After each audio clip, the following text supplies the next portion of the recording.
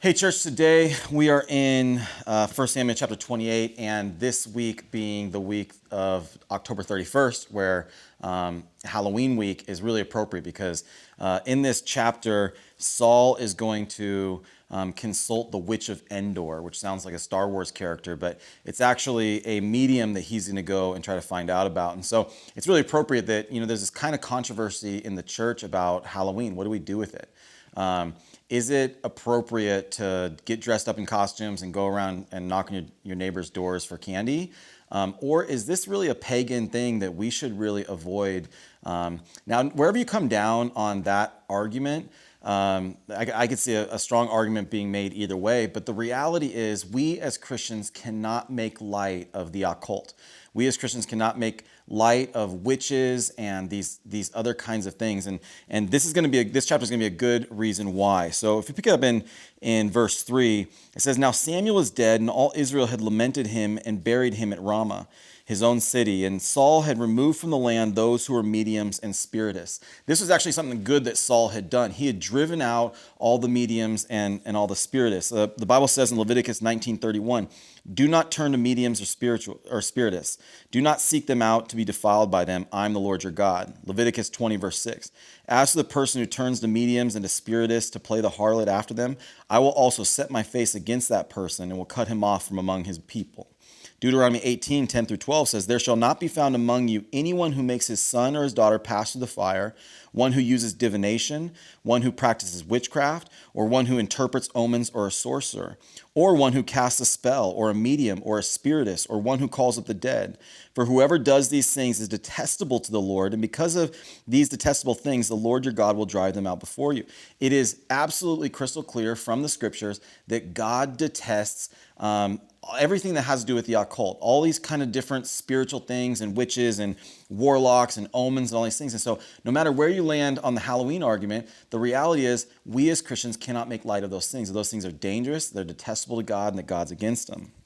So Saul did a good thing by driving them out of the land, but what we're actually going to see here is the complete devolution of Saul. Something that was started back as Saul's family, if you remember in chapter 13, when Saul didn't wait for Samuel and he made the offerings. And we've seen this progression of Saul getting worse and worse. We saw where he was supposed to kill the king and all the Amalekites, and he didn't. He saved the best for himself. We saw where he was beginning to be driven mad by this spirit. And then ultimately we saw where he ended up hunting David. He ended up killing all the priests. And now here he's going to be driven so far from God that he's going to be driven into the occult and seeking after mediums and spiritists. Verse 4, "So the Philistines gathered together and came and camped in Shunem, and Saul gathered all Israel together, and they camped at Gilboa. When Saul saw the camp of the Philistines, he was afraid, and his heart trembled greatly. When Saul inquired of the Lord did not answer him either by dreams or by Urim or by prophets." One of the things about Saul that he recognized is that Israel's strength was in God. Israel's strength to defend itself, Israel's strength to fight against its enemies really depended on God. It depended on God's presence being with them. But now God has withdrawn himself from Saul. Samuel's dead. There's no prophet to ask. He's getting no response from any of the other prophets. He's getting no response from prayer. He has no idea what to do.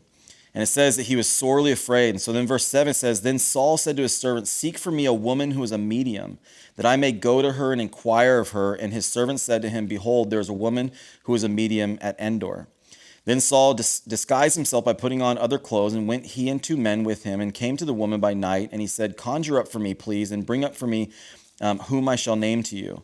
But the woman said to him, 'Behold, you know what Saul has done, how he has cut off those who are mediums and spiritists in the land.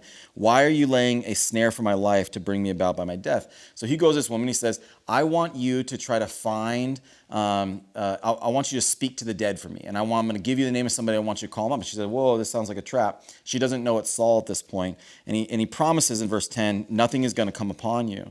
So the woman says, 'Who shall I bring up for you?' And says Samuel. Now, this is where we get into a really weird question about how does this work, exactly what's going on. And if you read Christians and Christian commentators, there's a lot of division over whether a medium can actually speak to people that are dead, or whether a medium, you drive around and see like palm readers and all these kinds of places, there are these businesses where people are going to go and try to fortune tellers, that kind of stuff. Is there any legitimate way that they're actually giving correct information, or is it all just a scam? Is it just a totally made up scheme of things? Well, a lot of Christians are actually divided on this. But what we're not divided on, what the Bible is actually crystal clear on, is one of the reasons that this is wicked and sinful is because God has prescribed the ways that we're to come to him. God has prescribed how we're supposed to know what he wants us to know. It's through prayer, it's through his word, and it's through seeking his face. Those are the ways. It's not to go try to find someone who can conjure up and speak to the dead. It's not someone who can look into their crystal ball and tell you something about the future. It's not somebody who can go and read your palm. God has given us direct prescriptions on what he wants us to do. And all those other ways of trying to find out the future, trying to find out things about yourself or about other things, God says no.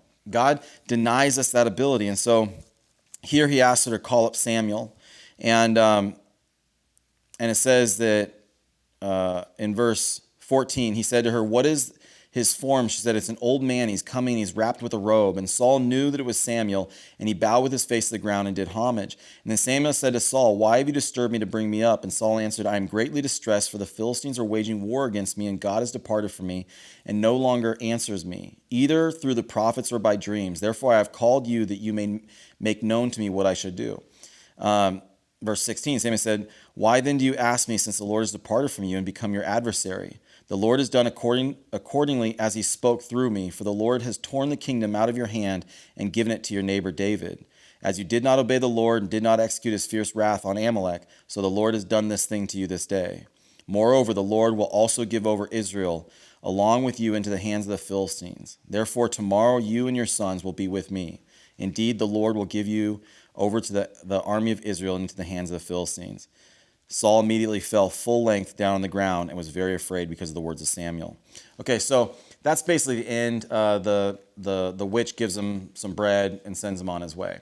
Now, what's interesting about this is actually roughly how it's going to play out in the next couple chapters. We're coming to the end of 1 Samuel. It's been this epic story with all kinds of intrigue and all kinds of plot twists and just it's been a great story. But the bad guy, the villain, has definitely been Saul. And here he's coming to the end of his life, and what we're seeing is really a sad picture of what happens when someone constantly compromises with God and gives himself over to his own, following after his own insight, his own flesh, and all those kinds of things. It's going to bring total destruction on him. Now, what I think happened here is I think God actually gave a clear vision to this witch. And I think God can do that. God can use all kinds of things and all kinds of processes for his purposes. And here he speaks to him and says, "Saul, your life's going to end with the Philistines. God has taken it from you. He's left you. He's abandoned you. And he's given your kingdom into your servant David's." And really this just stands as a reminder as I think on Saul. There's two ways to learn things in life. You can learn it from your own personal experience, or you can learn it from watching others. When I look at Saul's life, I think, man, I want to learn those lessons through Saul, not through my own experience. And so as I think about that, the message really is put your trust in God, put your hope in him, hold fast, even when it doesn't make sense, even when you're fearful, even when you're scared it's not going to work out. Continue to put your trust in God, and God's going to take care of you. God bless you, church, and we'll see you tomorrow.